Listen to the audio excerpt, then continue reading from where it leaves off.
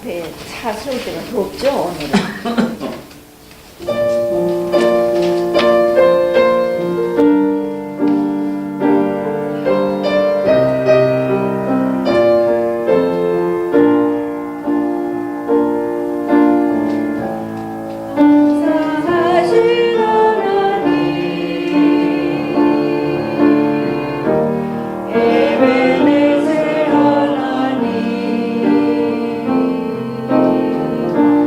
사랑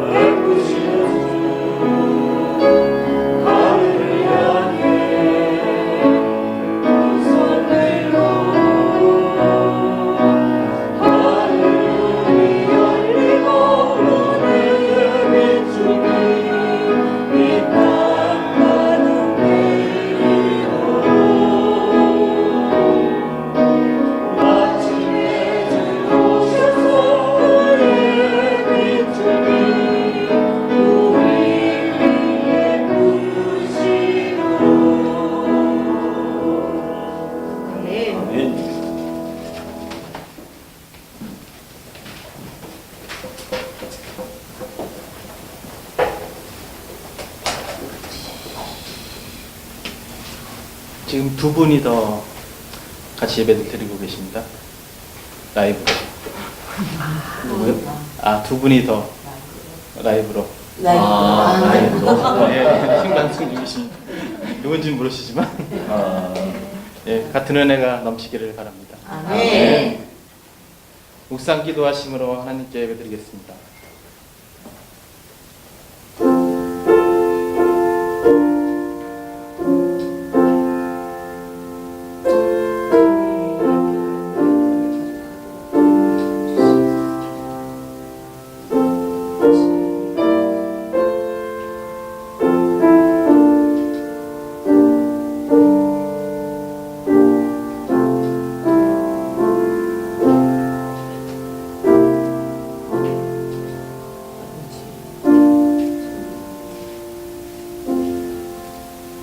이 세상의 주관자시며 주인이신 하나님 아버지, 지난 일주일간 흩어져 지내던 저희 성도들을 한자리에 모이게 하시고 이 자리에서 작은 예배를 드리게 하시니 또한 감사드립니다. 하나님, 저희의 예배를 기쁘게 받으시고 주님만이 홀로 영광 받아 주시옵소서. 예수님의 이름으로 기도합니다. 아멘. 신앙 고백하시겠습니다. 나는 전능하신 아버지 하나님, 천지의 창조주를 믿습니다. 나는 그의 유일하신 아들 우리 주 예수 그리스도를 믿습니다. 그는 성령으로 잉태되어 동정녀 마리아에게서 나시고 본디오 빌라도에게 고난을 받아 십자가에 못 박혀 죽으시고 장사된 지 사흘 만에 죽은 자 가운데서 다시 살아나셨으며 하늘에 오르시어 전능하신 아버지 하나님 우편에 앉아 계시다가 거기로부터 살아있는 자와 죽은 자를 심판하러 오십니다. 나는 성령을 믿으며 거룩한 공교회와 성도의 교제와 죄를 용서받는 것과 몸의 부활과 영생을 믿습니다. 아멘. 찬송가 28장입니다.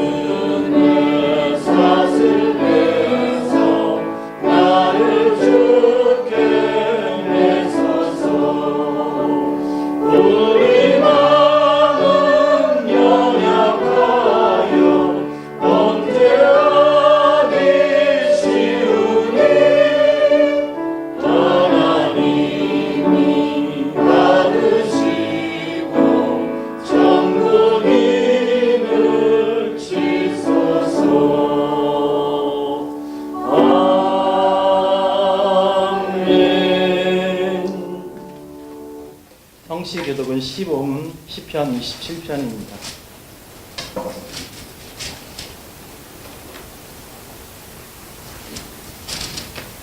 여호와는 나의 빛이요 나의 구원이시니 내가 누구를 두려워하리요. 여호와는 내 생명의 능력이시니 내가 누구를 무서워하리요. 악인들이 내 살을 먹으려고 내게로 왔으나 나의 대적들 나의 원수들이 그들을 실족하여 넘어졌도다.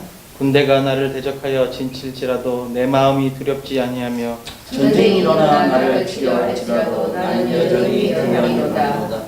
내가 여호와께 바라는 한 가지 일 그것을 구하리니 곧 내가 내 평생에 여호와의 집에 살면서 여호와의 아름다움을 바라보며 그의 성전에서 사모하는 것이라. 여호와께서 환난 날에 나를 그의 초막 속에 비밀히 지키시고 그의 장막 은밀한 곳에 나를 숨기시며 높은 바위 위에 두시리로다. 이제 내 머리가 나를 둘러싼 내 원수 위에 들리리니 내가 그의 장막에서 즐거운 제사를 드리겠고 노래하며 여호와를 찬송하리로다. 아멘. 황기철 장로님 나오셔서 기도 인도해 주시겠습니다.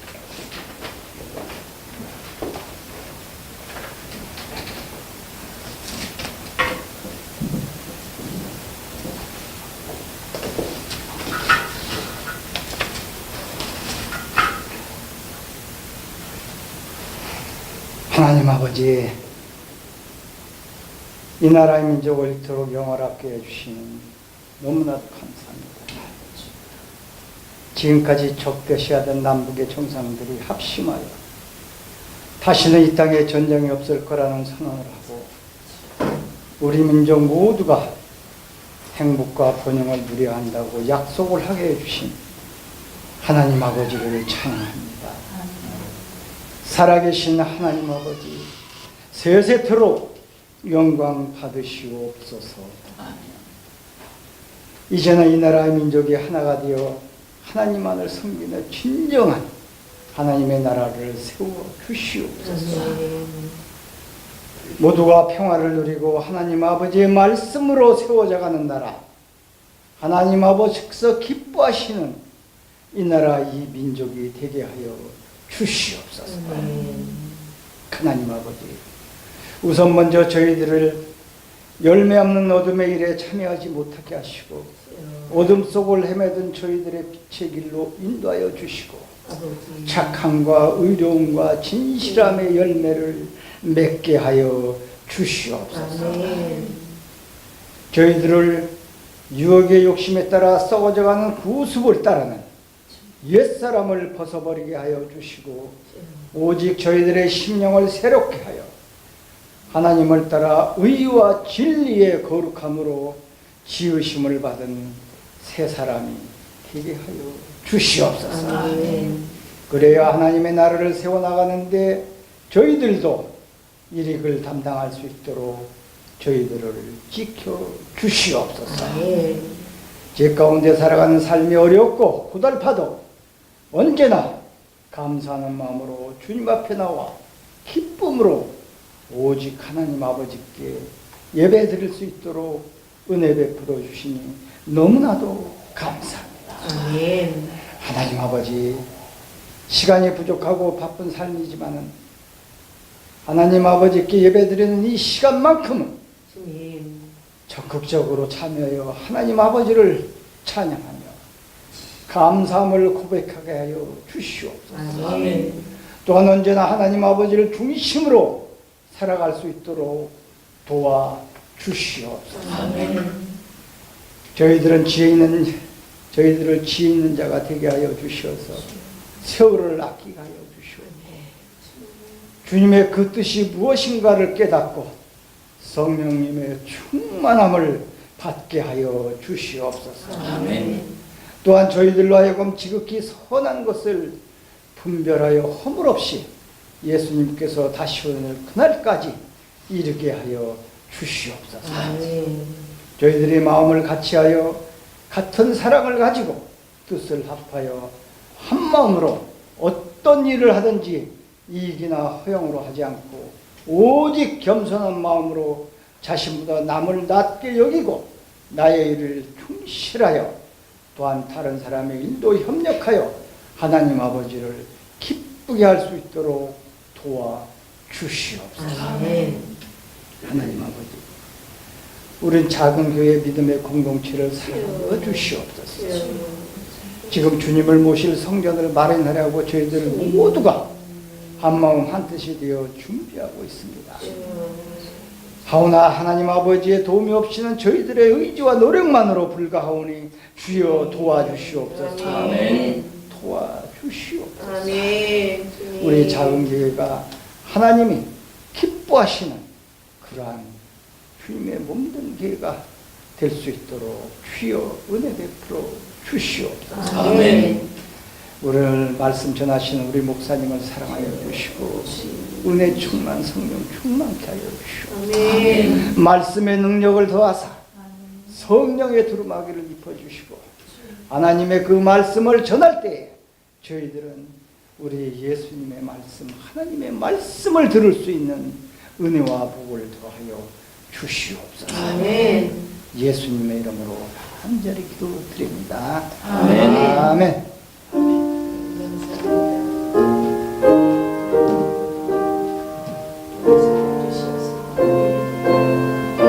예배하게 하시니 감사합니다. 하나님의 예배를 보호를 사랑하셔서 하나님의 인도를 경험하게 해주시고 말씀이 귀로 들리게 해주시기를 원합니다. 그 말씀이 능력이 있게 하시고 그 능력을 따라 세상을 살아가시게 해주시옵소서. 오늘 성경은 창세기 12장 1절에서 4절입니다. 창세기 12장 1절에서 4절입니다.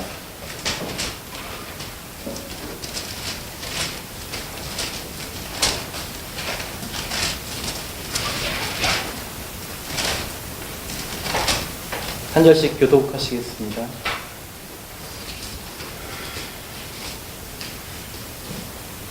여호와께서 아브라함에게 이르시되 너는 너의 고향과 친척과 아버지의 집을 떠나 내가 내게 보여줄 땅으로 가라.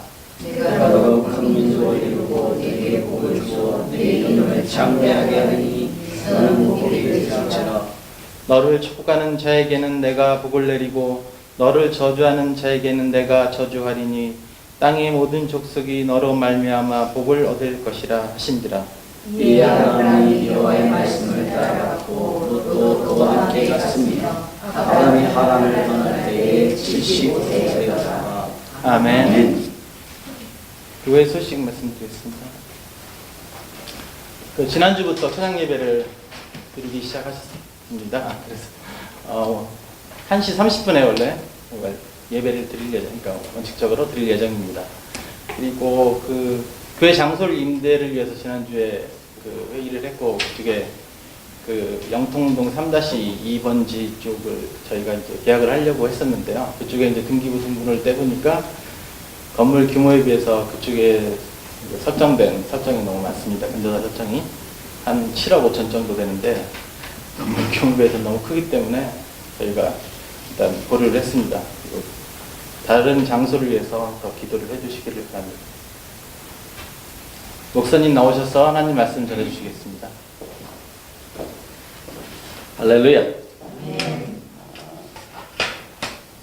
여러분 추장을 아시나요? 아메리카에서 인디언 사회에서 사법권과 행정권을 다 가지고 있는 최고 높은 사람이 추장이죠. 근데 추장보다 더 센 존재가 있답니다. 그게 누군지 알아요? 고추장이랍니다. 그런데 고추장보다 더 센 사람이 있대요. 그게 누구냐면 초고추장입니다. 초고추장보다 더 높은 사람이 누군지 아냐? 모르지. 한수 알겠어. 태양 초고추장. 근데 이 친구는 아무리 해도 안 웃어요. 좀 웃어드려. 좀 웃어줘라. 그래야 내가 좀 용기를 가질 거 아니야? 이게 소위 말하는 아재 개그예요. 근데 저는 아재 개그가 재밌더라고요. 근데 이게 한국 사람들한테만 통하는 농담이에요. 이게 해외 나가서는 이런 농담을 할 수가 없어요. 이용 설교가 아주 어려워요. 몇 년 전에 중국 선교 여행 중에 자, 운남성의 그 산골에 묘족교회하고 이수족교회에서 이제 사역을 마치고 권명에 있는 선교본부로 이렇게 돌아오는 길이었어요. 근데 길이 뭐 아주 좁고 험한 길을 차를 타고 오는데 차가 갑자기 멈췄어요. 앞에 보니까 차들이 쫙 멈춰 있어요. 그래서 기다리고 있다가 그냥 내렸어요, 차에서. 그래서 이제 같이 동행했던 그 선교사님하고 그때 여러 명이 같이 갔었거든요. 차를 한 대 빌려가지고. 그래서 우리는 걸어가자. 걸어가다가 마을이 나오면 야, 거기서 우리 콜라 한 병씩 사 먹자. 그리고 이제 걸어갔어요. 근데 이게 한 3시간쯤 걸어가니까 마을이 하나 왔어요. 가다 보니까 이제 사고가 났는데 좁은 길에 화물을 잔뜩 실은 트럭이 크랭크가 부서져가지고 바퀴가 빠졌어요. 그게 옆으로 주저앉았는데 더 큰 트럭이 맞은편에서 이 트럭을 비켜서 가려고 하다가 옆으로 빠졌어. 그래서 양쪽이 다 막혔어요. 그래서 이제 크레인이 와서 끌어내야 되는데 중국은요, 아무나 크레인을 부르면 안 돼요. 공안이 와서 크레인을 불러줘야 돼요. 그래서 그때까지 기다리고 있는 거야. 그래서 이제 한 3시간쯤 걸어갔더니 마을이 하나 나왔어요. 근데 불행하게도 콜라가 없었어요, 그 마을에.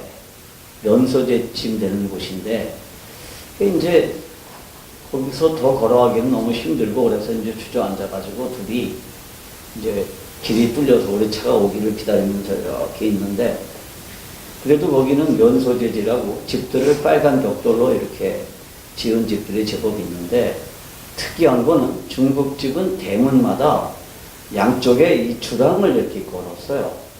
거기 이제 글을 이렇게 써놨죠. 글을 써서 이렇게 주랑을 걸었는데, 그게 재밌는 내용이에요. 그게 대강 이런 뜻이에요. 자손 대대로 복을 이어가는 집. 그런 내용이고요. 또 오른쪽에는 하늘의 복과 땅의 복이 응하는 집. 뭐 그런 뜻이에요. 아, 중국 사람들이 얼마나 복을 간절히 구하는지 알 수 있는 그러한 내용이어서 참 인상적이었습니다. 그런데 사실은 중국 사람들만 복을 좋아하는 거 아니죠. 우리도 아주 복을 좋아하죠. 그래서 복을 좋아하다 못해서 복이라고 그러면 뭐 환장을 하고 달려드는 그게 우리들이에요. 그런 의미에서 오늘 우리가 읽은 이 본문은 뭐 아멘 아멘 아멘 그러고 달라들 만큼 중요한 말씀이죠. 복을 받아서 누리는 정도가 아니라 네가 곧 복이야, 그런 내용이에요. 응? 너를 내가 복의 근원으로 삼을 거야, 그런 내용이에요. 그러니까 이게 얼마나 좋은 말씀입니까? 거기다가 3절 말씀에 보면 너를 축복하는 자에게는 내가 복을 내리고 너를 저주하는 자에게는 내가 저주하리니 땅의 모든 족속이 너를 인하여 복을 얻을 것이니라. 뭐 이 말씀 좀 내가 우리가 기절할 만큼 좋아하겠죠. 얼마나 좋아요. 어디 전에 집회에 가니까 강사 목사님이 한마디 얘기를 하면 거기 그 청중들이 다 일어나가지고 아멘! 아멘! 아멘! 이거 하던데 이거 굉장히 인상적이었어요. 근데 전 한 번도 그렇게 안 시켜봤어요. 근데 거긴 그렇게 하더라고. 근데 우리가 이런 말씀이 선포되면 그래야 되는 거 아니야? 일어나가지고 아멘!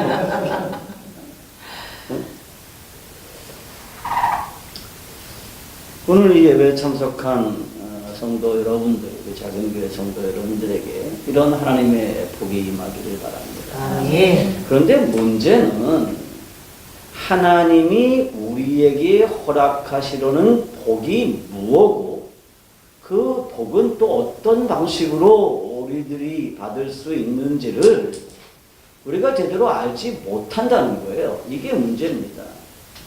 그래서 오늘 우리는 본문과 또 다른 성경을 통해서 하나님께서 우리에게 주시려고 하는 복이 도대체 무엇인지를 살펴보려고 해요.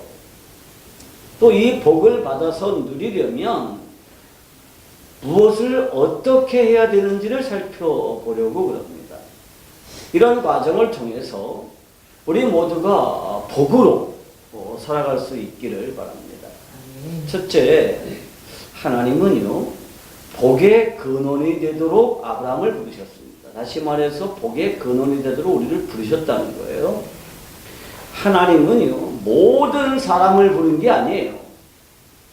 모든 사람들 중에서 아브라함을 부르셨습니다. 한 사람을 불렀어요. 그것도 아브라함을 복의 근원으로 삼기 위해서 부르셨습니다.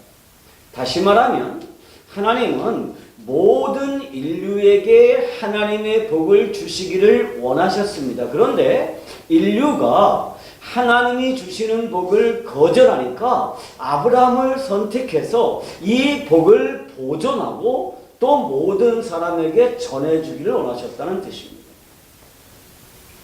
본문은 창세기 12장이죠. 창세기 12장 앞에는 몇 장이 있죠? 11장이 있습니다. 이거 안 어렵죠? 제 아내가 당신 설교 맨날 너무 어려워 구박을 해가지고요. 11장에는 무슨 내용이 있죠? 바벨탑 사건이 기록되어 있습니다. 사람들이 계속 동쪽으로 이동하다가 바벨이라는 평야를 만나서 거기에 멈춰서 뭐를 쌓아요? 바벨이라는 탑을 쌓죠. 그런데 사람들이 바벨탑을 쌓은 이유가 뭐예요? 하나님을 정면으로 거역하기 위해서입니다. 그게 창세기 11장 4절에 기록되어 있습니다. 창세기 11장 4절을 보면 이렇게 되어 있어요. 성과 대를 쌓아 대 꼭대기를 하늘에 닿게 하여 우리 이름을 내고 온 지면에 흩어짐을 면하자 하였더니, 이렇게 되어 있습니다. 그러니까 사람들이 바벨탑을 쌓은 이유는 세 가지예요. 첫째는 인간이 하나님과 같아지겠다는 것입니다. 하늘에 닿자는 것이 무슨 뜻이에요? 내가 곧 하나님이 되겠다. 내가 곧 하나님과 같아지겠다라는 뜻입니다.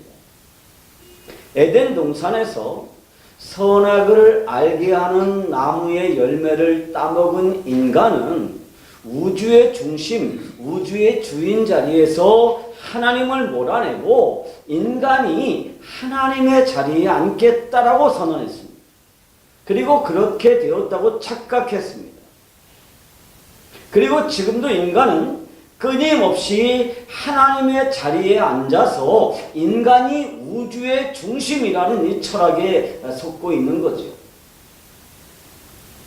그래서 우주가 곧 하나님이고 인간은 우주를 닮은 소우주이니까 우주와 내가 하나가 되면 나는 곧 신이 될 수 있다. 이런 가르침에 많은 사람들이 속고 있는 거예요. 그래서 지금도 인간은 끊임없이 자신을 하나님의 자리에 두려고 하는 이 바벨탑을 끊임없이 쌓고 있는 거예요. 그러니까 바벨탑은 바벨이라는 곳에서 쌓다가 무너지고 끝난 게 아니라 지금도 인간은 계속해서 이 헛된 탑을 쌓고 있는 거죠.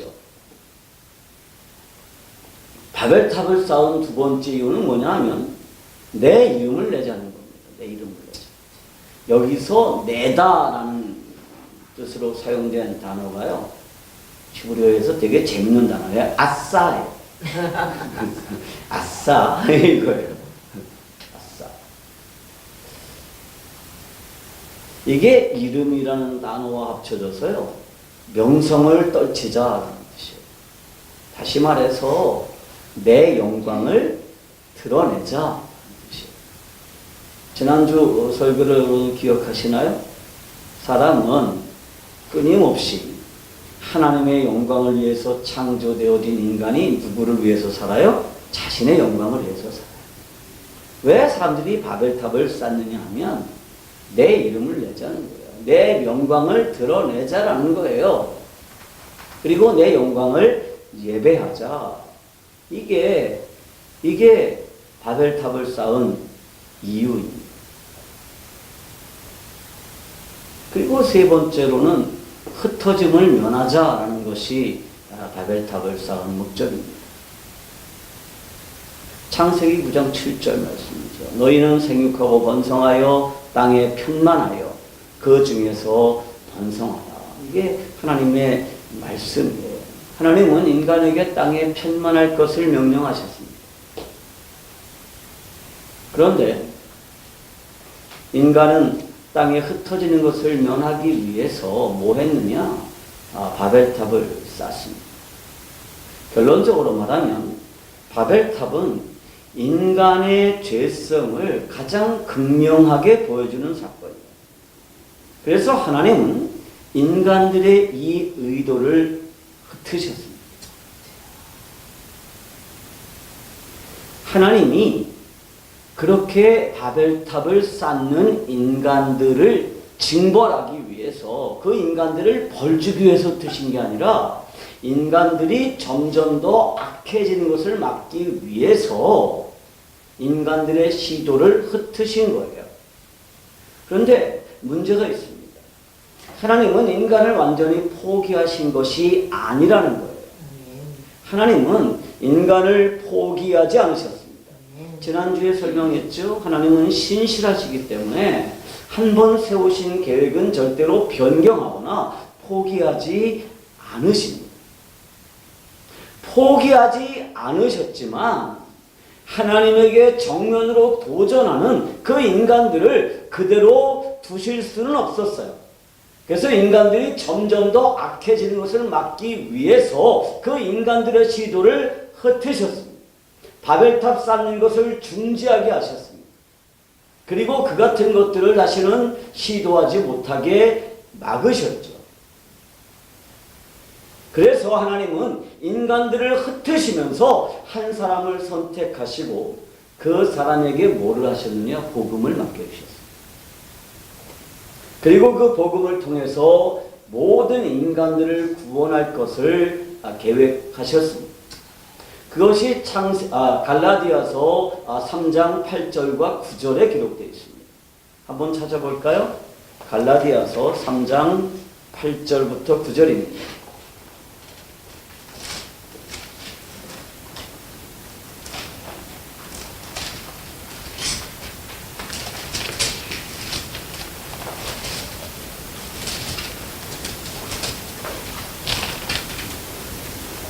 다 같이 읽습니다. 시작. 또 하나님이 이방을 믿음으로 말미암아 의로 정하실 것을 성경이 미리 알고 먼저 아브라함에게 복음을 전하되 모든 이방인이 너로 말미암아 복을 받으리라 하였느니라.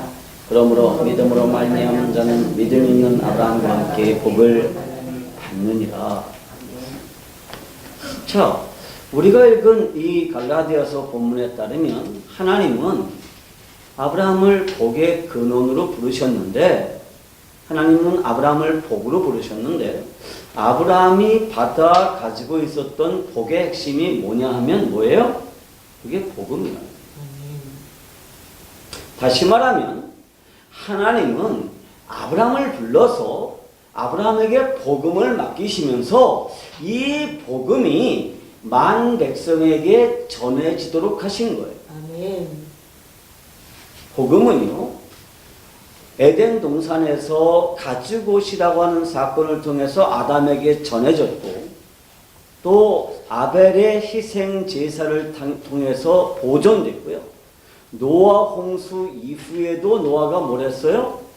하나님 앞에 희생 제사를 드림으로써 인류에게 전해졌습니다. 모든 인간이 다 멸절당하고 났을 때 노아와 그의 가족들만 살았어요. 그런데 노아와 그의 가족들이 방주에서 내리자마자 제일 먼저 한 일이 뭐예요? 하나님께 제사 드리는 거예요. 그리고 그 제사법은 그 이후에 후손들을 통해서 계속 전해졌죠. 그리고 아브라함에게도 전해졌습니다. 그리고 이삭과 그를 대신한 숫 양을 통해서 실증됐죠. 하나님은 이렇게 복음을 보존하고 전달하도록 하기 위해서 누구를 부르셨느냐? 아브라함을 부르신 거예요. 그렇기 때문에 아브라함이 하나님에게 받았던 복, 자신을 통해서 모든 사람들에게 전달되기 원했던 이 복이 뭐냐 하면 복음이에요. 특별히 이 본문에서 복이라고 하는 단어, 복음이라고 하는 단어, 갈라디아서 3장 8절에서 아브라함에게 복음을 전하되라고 할 때 이 복음은요, 헬라어에서 프로 유앙겔리온이라는 단어를 썼어요. 프로라고 하는 것은 무엇 앞에 혹은 미리라는 뜻이고요. 유앙겔리온은 복음이에요. 그러니까 복음을 미리 설명하다는 뜻이에요.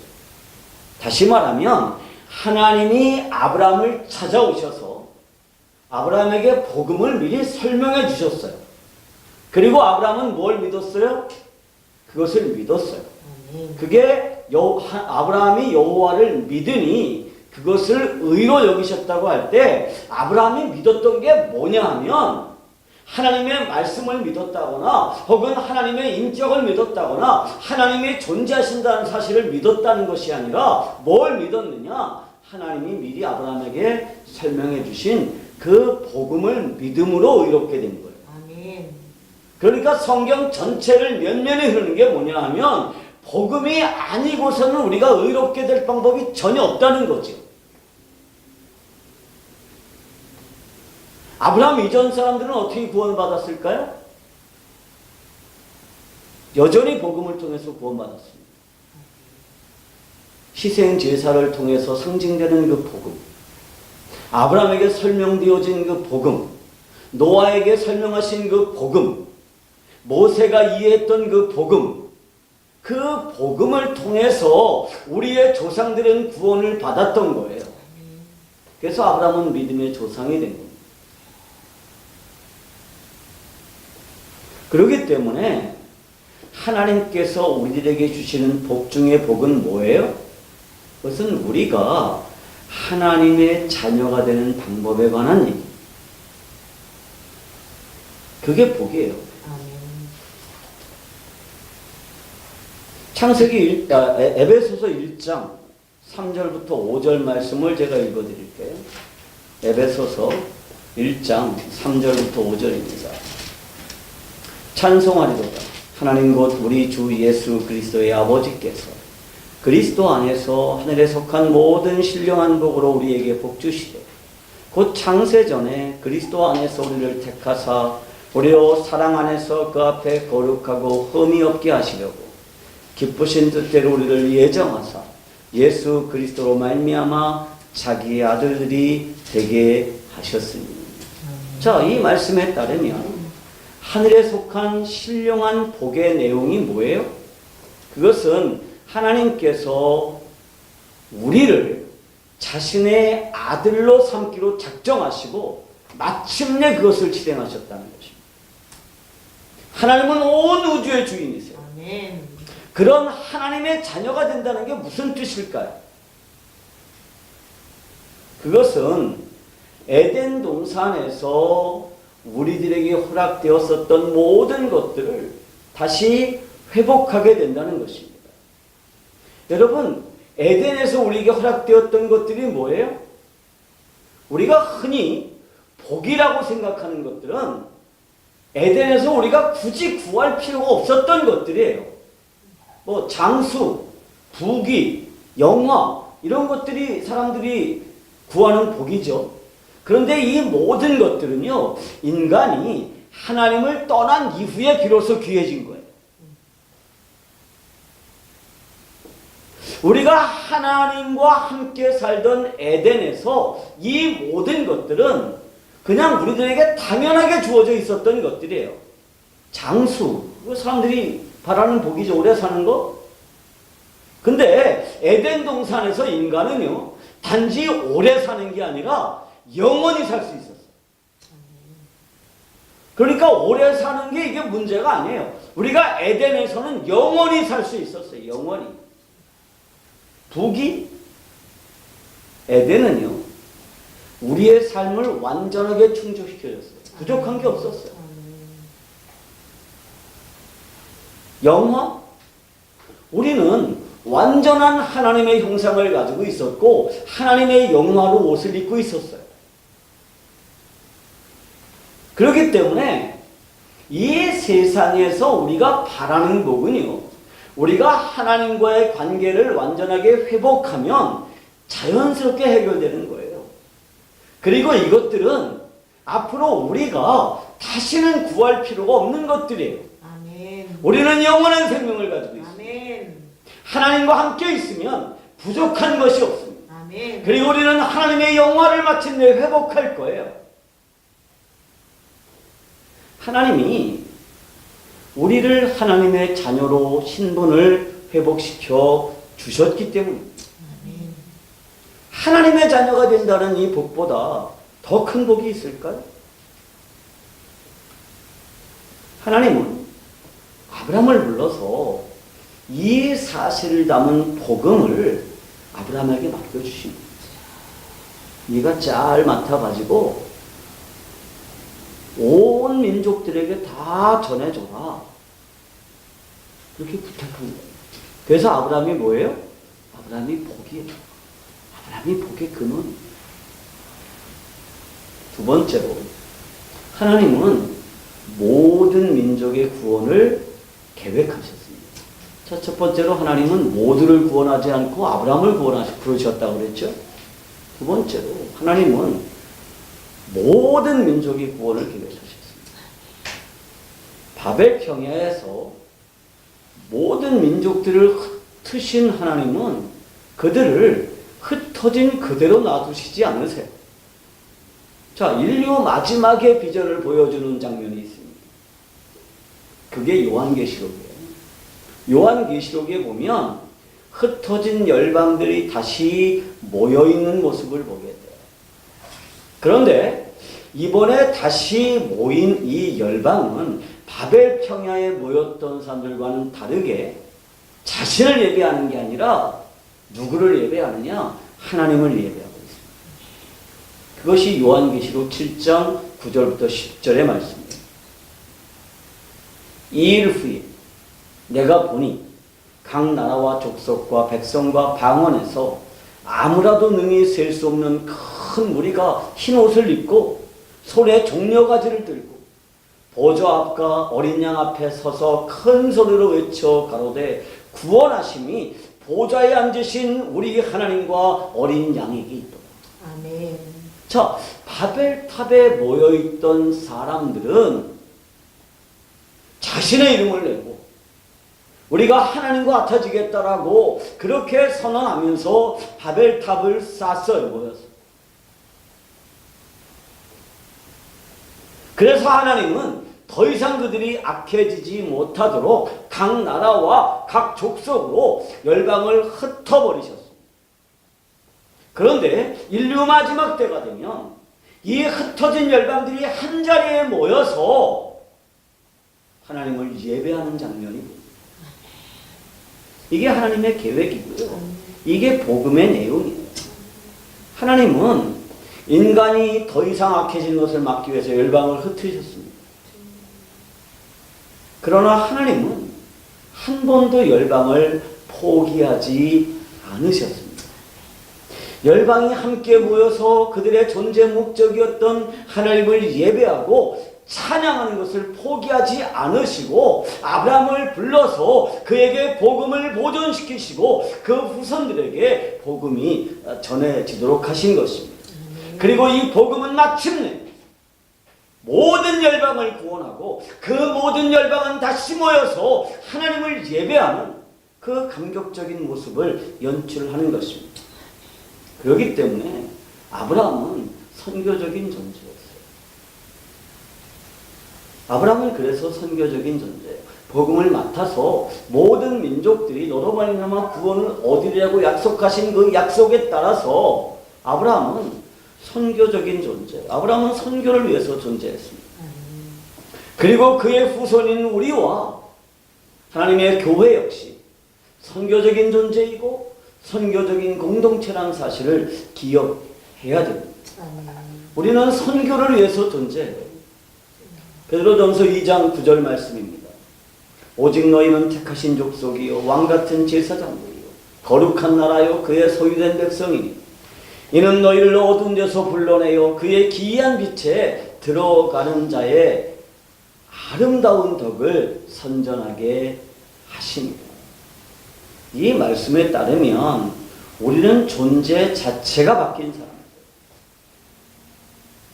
아담의 범죄 이후에 사람들은 자신이 왕이 되어서 자신을 다스릴 수 있다고 착각해요. 그러나 이 세상에 어느 누구도 자신을 다스릴 수 있는 사람이 있나요? 우리 권사님은 스스로를 다스릴 줄 아십니까?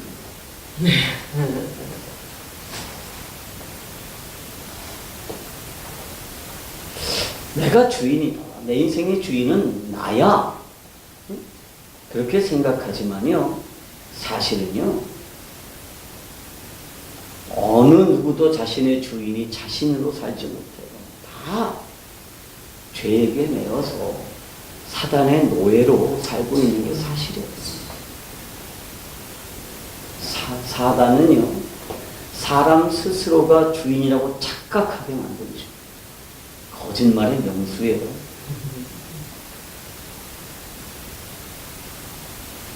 근데 그야말로 마귀의 거짓말 중에서 제일 성공적인 거짓말일 거예요. 네 인생의 주인은 너야. 하나님이 네 인생을 마음대로 주장하지 못하게 해요. 남들이 왜 네 인생을 가지고 주장하게 해? 너 인생은 너야. 응? 자신의 인생이 자신의 것이라고 착각하고 살지만 사실 사람의 주인은요, 자신이 아니라 그 안에 있는 사단입니다. 그런데 우리가 복음으로 새롭게 되는 순간에 우리의 신분이 완전히 바뀌게 되죠. 고린도후서 5장 17절에 따르면 우리는 새로운 피조물이 됐습니다. 아멘. 누구든지 그리스도 예수 안에 있으면 새로운 피조물이다. 아멘. 이전 것은 지나갔으니 보라 새 것이 되었도다. 우리는 새로운 피조물이 됐습니다. 아멘. 그런데 이 새로운 피조물이라는 게 무슨 뜻이라고 그랬어요? 우주에 단 한 번도 존재한 일이 없었던 새로운 창조물이라는 뜻이에요. 내가 변화되는 게 아니고요. 내 안에 있는 이 새로운 피조물은 지금까지 우주에 단 한 번도 존재한 일이 없는 새로운 창조물이라는 뜻이에요. 그래서 우리는 뭐가 되느냐 하면 존재 자체가 바뀌었어요. 아멘. 그래서 베드로의 기록에 따르면 우리는 뭐가 돼요? 왕 같은 제사장이 됐어요. 아멘. 스스로를 다스릴 줄 알고 그리고 중보적인 역할을 담당할 수 있습니다. 우리는 하나님과 세상 사이에서 뭐를 할 수 있느냐? 중보적인 역할을 감당할 수 있습니다. 아멘. 어떻게 중보합니까? 복음을 통해서 중보합니다. 다시 말하면 복음을 온 세상에 전하고 복음으로 말미암아 하나님과 사람 사이에 평화를 만들어내는 존재가 됐다는 뜻이에요. 우리는 이 세상과 하나님이 불화하는 것을 화평하게 만들 책임이 있습니다. 제사장으로서. 어떻게 화평하게 만드느냐? 복음을 전함으로써 비로소 온 세상에 뭐를 전할 수 있느냐? 하나님의 평화를 전할 수 있습니다. 하나님이 세상을 용서하셨다는 사실을 사람들에게 알려주는 일이 뭐냐? 그게 제사장적인 역할이에요. 아멘.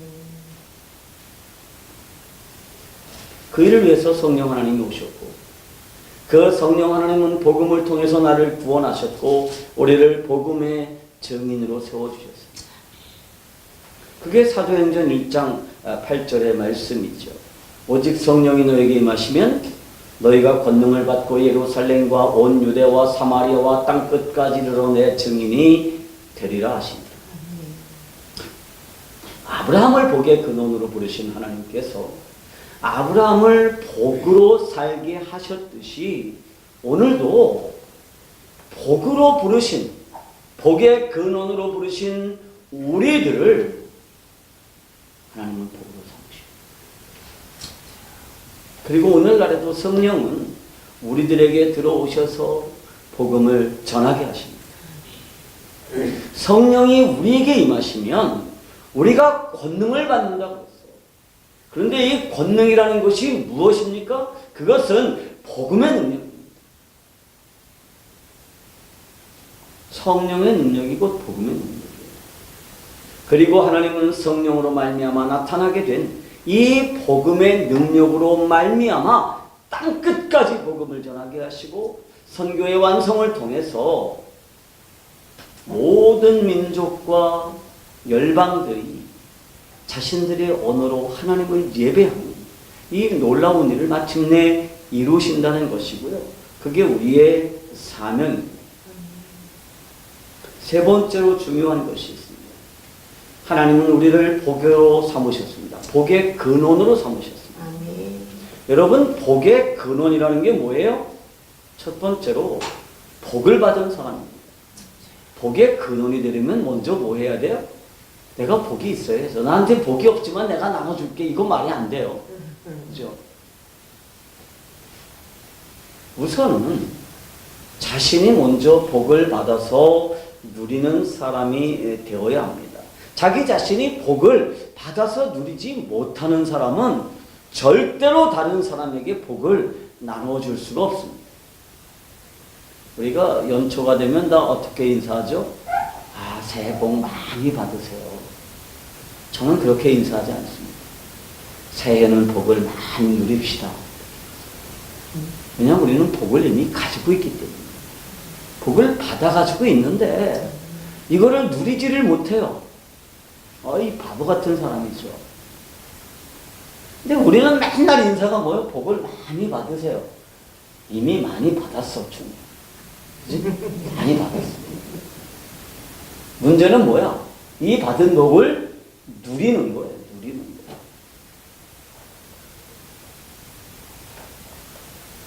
우리는 복음으로 구원을 받은 사람들입니다.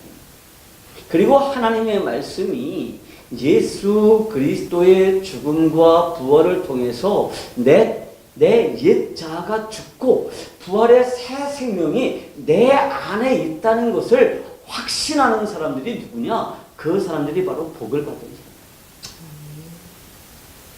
나는 죽었어. 그리고 내 안에 그리스도의 새로운 생명이 있어. 이것을 아는 사람은 복을 받은 사람입니다. 아멘. 그리고 복의 근원이 된다는 게 뭐냐? 이 복을 간직하고 있다는 거예요. 아브라함이 복음을 간직하고 있었어요. 아브라함이 혼자 간직하고 있다가 너무너무 소중하기 때문에 죽을 때까지 가지고 갔나요? 어떤 그 인터넷에 시를 쓰는 사람인데 시를 정말 잘 써요. 근데 시가 정말 간단해요. 그 시 중에 하나가 이런 거예요. 오늘은 시험 문제가 너무 좋아. 그래서 손을 대지 않았다. 지금 한서가 무슨 뜻인지 이해를 못하고 있어요. 아브라함이 자기가 가진 복이 너무너무 좋아서 이 복을 아무한테도 말하지 않고 나 혼자만 가지고 있을 거야. 그리고 있다가 다음 세상으로 갔어요. 그럼 아브라함이 복을 하지 못한 거예요. 아브라함이 복음을 간직하고 그 후손들에게 전해주었던 것처럼 하나님은 우리들이 복음을 전해 받게 하셨고 또 다른 사람들에게 전해줄 수 있게 하셨습니다. 출애굽기 19장 5절에서 6절에 보면 세계가 다 내게 속하였나니 너희가 내 말을 듣고 내 언약을 지키면 너희는 열국 중에서 내 소유가 되겠고 너희가 내게 대하여 제사장 나라가 되며 거룩한 백성이 되리라. 너는 이 말을 이스라엘 자손에게 고할지니라. 이렇게 했어요. 하나님은 온 열방의 하나님이십니다. 하나님은 이스라엘 백성들만의 하나님이 아니에요. 이거 우리가 정말 착각하면 안 돼요. 어떤 사람들은 이스라엘을 건드리면 큰일 난대요. 역사적으로 이스라엘을 건드린 나라 치고 안 망한 나라가 없대요. 근데 제가 단언할게요. 역사적으로 망하지 않은 나라는 한 나라도 없어요. 그죠? 역사적으로 망하지 않은 나라를 한 나라만 찾아봐요. 다 망했어요. 왜? 인간의 나라는 영원하지 않기 때문에. 오직 하나님의 나라만 영원해요. 아멘. 로마도 망했고요. 바벨론도 망했고요. 아시리아도 망했고요. 중국도 수도 없이 망했어요. 우리나라는 영원하나요? 수도 없이 왕조들이 바뀌었죠.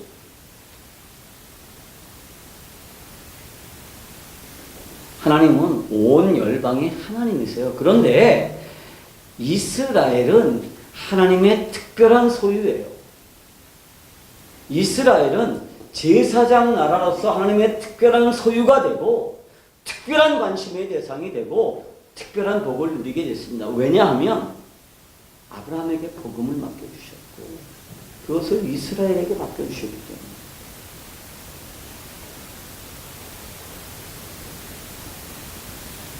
그래서 이스라엘은 특별한 복을 누리게 됩니다.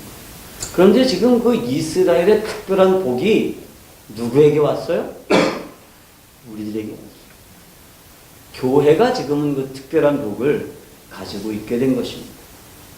그런 의미에서 신약시대의 이스라엘인 이 교회는 선교적인 공동체라는 사실을 깊이 인식해요. 교회는요, 존재 자체가 열방령이에요.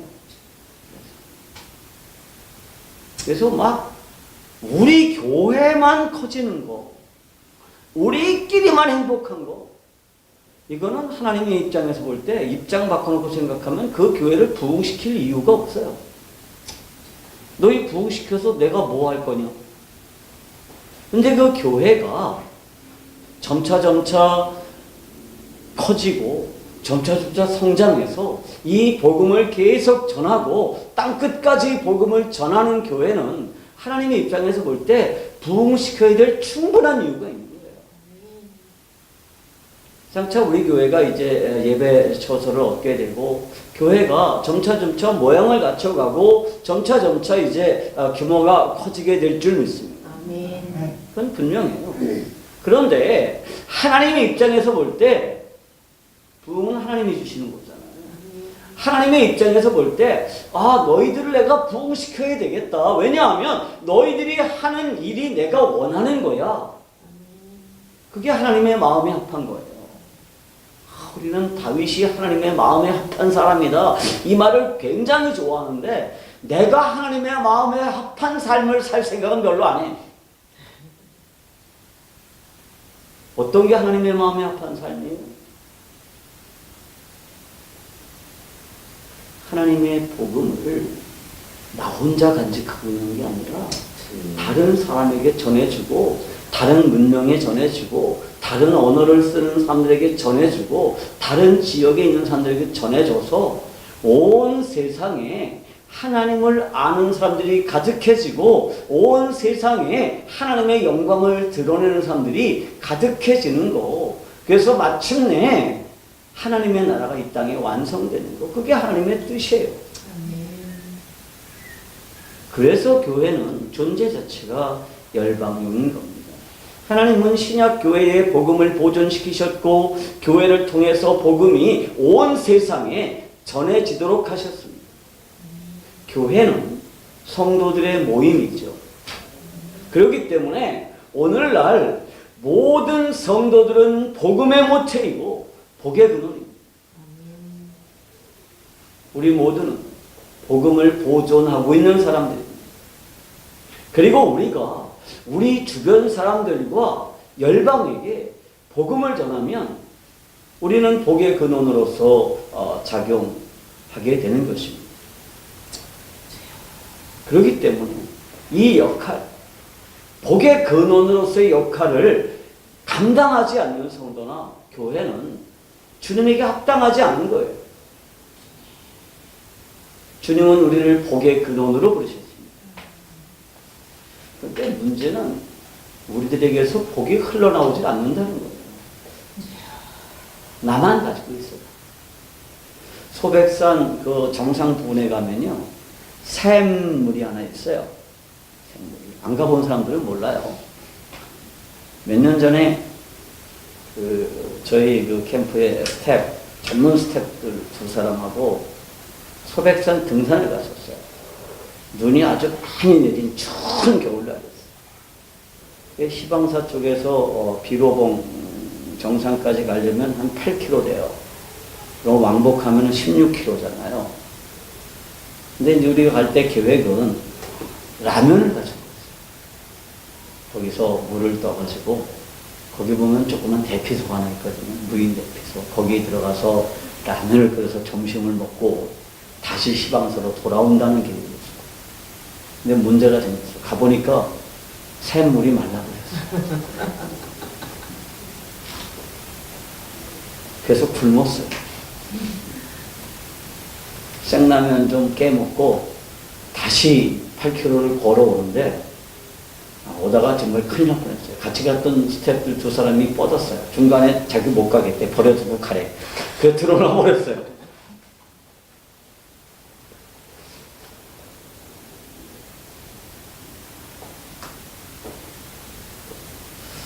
지금도 그분들 만나면 산에 갈까 그러면 싫대.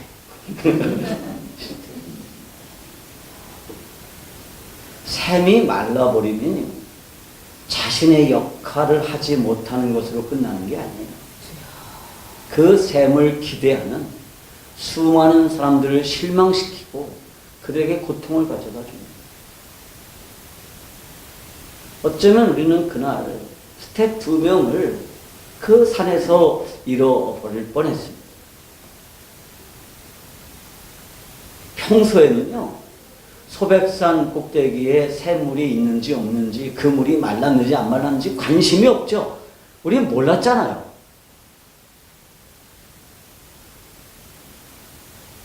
그렇지만 꼭 필요한 순간이 되면 그 샘물이 제 역할을 감당하는 것은 다른 사람의 생명과 직결되는 거죠.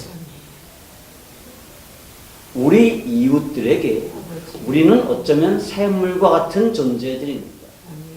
세상은 때때로 샘물이 있다는 사실 자체를 잊어버리고 살아요. 관심도 없어요. 그런데 샘은요, 언제나 뭐하고 있어야 돼요? 언제나 샘물을 내고 있어야 됩니다. 사람들이 관심을 가지던 관심을 가지지 않던 언제나 샘물을 내고 있으면 누군가 필요한 사람이 와서 그 샘물에서 목을 축일 수 있게 돼야 되는 거예요. 하나님은 우리를 복으로 부르셨습니다. 그래서 우리들에게 복음을 부탁하셨어요. 맡기셨어요. 그러면 우리들에게서 계속해서 뭐가 흘러나와야 되느냐? 이 복음이 흘러나와야 되는 것이죠. 우리의 사명이 뭐예요? 이 복음을 땅끝까지 전하는 것이고요. 계속해서 내 삶을 통해서 복음이 흘러나와야 되는 것이죠. 우리 작은 교회가 정말 작은 교회가 되거든요. 이 작다는 말은 규모가 작다는 표현이 아닌 거죠. 겸손한 교회.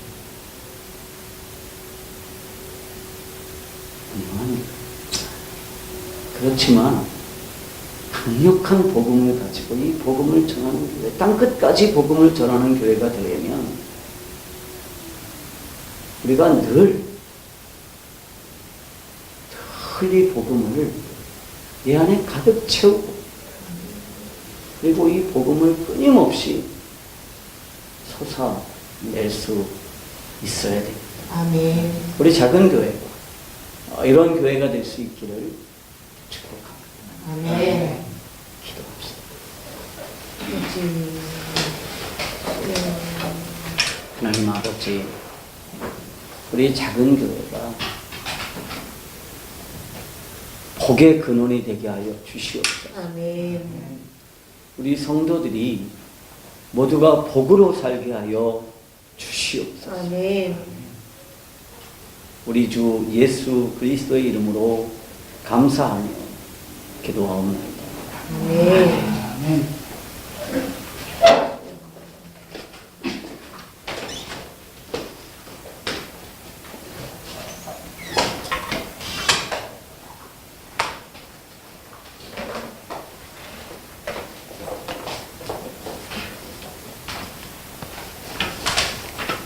찬송가 347장 보시겠습니다.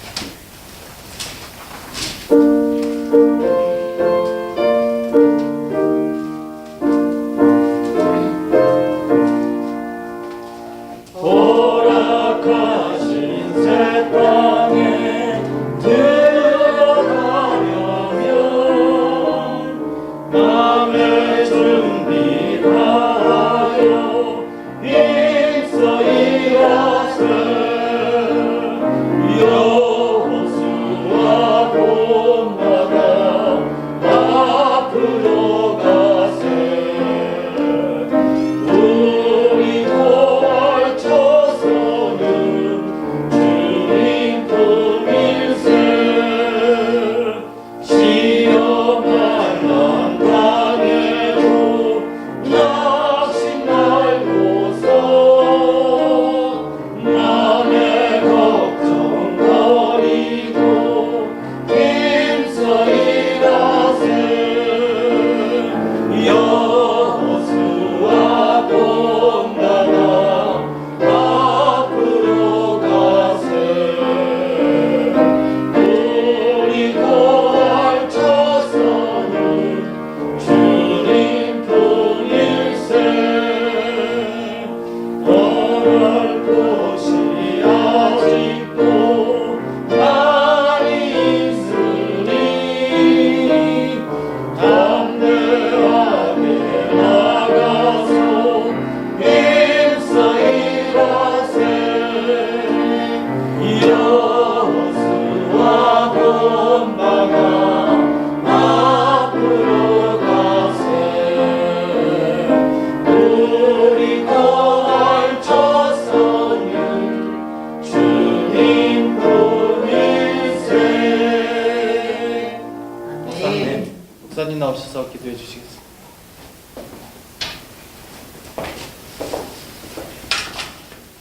하나님, 우리를 선교적인 존재로 부르시고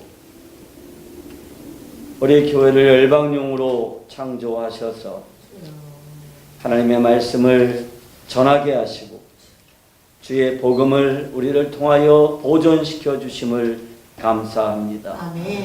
우리가 주께서 주신 이 복음을 그저 땅속에 묻어두기만 하는 그러한 게으른 종이 되지 않게 하시고 30배 혹은 60배의 결실을 맺는 그러한 정직한 성실한 주의 종들이 되게 하여 주시옵소서. 주께서 내게 맡겨주신 것들 내 것이 아니며 주님의 것이라는 사실을 기억하면서 주님 앞에 여러 가지 항목의 헌금들을 드립니다. 10의 1조를 드립니다. 감사헌금을 드립니다. 주일헌금을 드립니다. 선교 예물을 드립니다. 하나님 아버지, 이 귀한 것들을 받아 주시옵시고 주의 백성들에게 주의 복을 허락하시되 많은 것들을 허락하셔서 더 많이 드리게 하시고 더 많이 섬길 수 있는 은혜 허락하여 주시옵소서. 우리 주 예수 그리스도의 이름으로 감사하며 기도하옵나이다. 아멘. 다 일어서셔서 찬송가 620장 찬양 1절과 3절 같이 하겠습니다.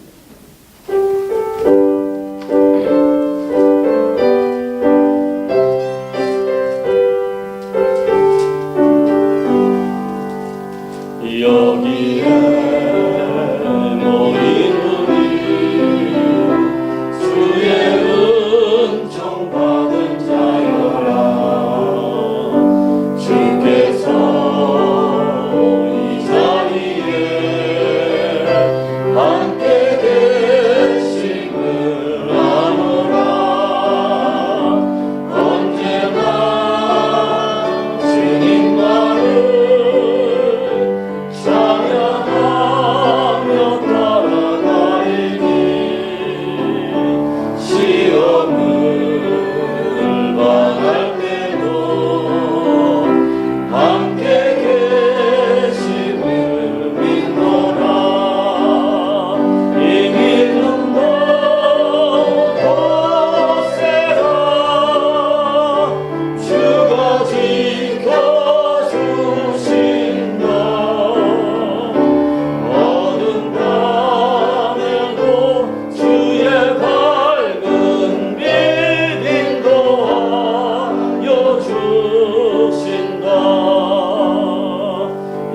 거기에 너희들이 사랑받는 주의 자녀라. 주께서 뜻하신 바 우리 위에 벽을 치신다. 고통과 슬픔 중에 더욱 주님 의지하오니 어려움 이겨내고 주님도 찬양하네. 이 믿음도 굳세라. 주가 지켜 주신다. 어느 밤에도 주의 밝은 빛 인도하여 주신다. 아멘. 이제는 우리 주 예수 그리스도의 한량없으신 은혜와 아버지 하나님의 그 크신 사랑하심과 성령 하나님의 내주하심이 성도들 간에 교통케 하시며 하나님을 예배하게 하시며 오늘의 삶을 승리하게 하시는 은혜가 지금부터 영원까지 함께 있을지어다. 아멘. 아멘.